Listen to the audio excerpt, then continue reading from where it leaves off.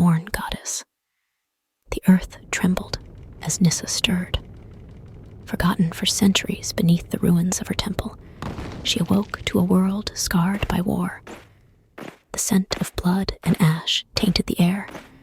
Where once her forests thrived, only scorched fields and broken bodies remained. She rose. Vines coiled around her limbs, thorns glistening like obsidian, dark roses blooming in her wild hair.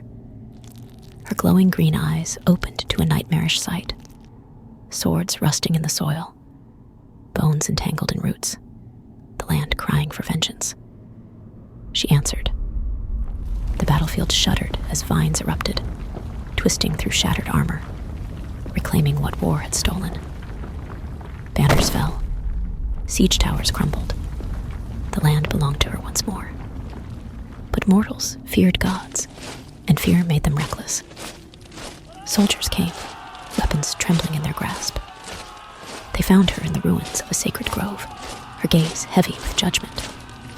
The bravest among them raised his sword. "Monster," he spat, "you bring death upon us." Nyssa did not speak. She only raised her hand. The earth answered. Vines lashed out, curling around ankles, wrists, throats. The soldiers fell to their knees, eyes wide with terror. Some wept, some prayed. None could escape her grasp.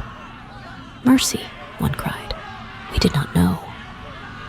Their pleas withered against the wind. Had the trees begged for mercy when they were cut down?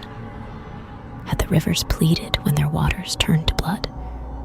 The land remembered, and so did she. But mortals were not only fearful, they were cruel. When they could not slay her with steel, they turned to fire. Flames devoured her sacred forest, reducing towering oaks to blackened corpses.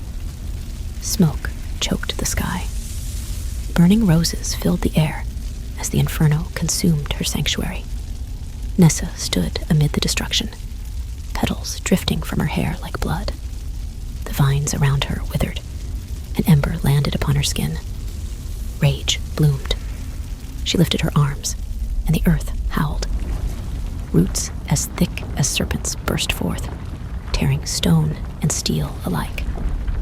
Thorned tendrils wove through the wreckage, turning screams into silence.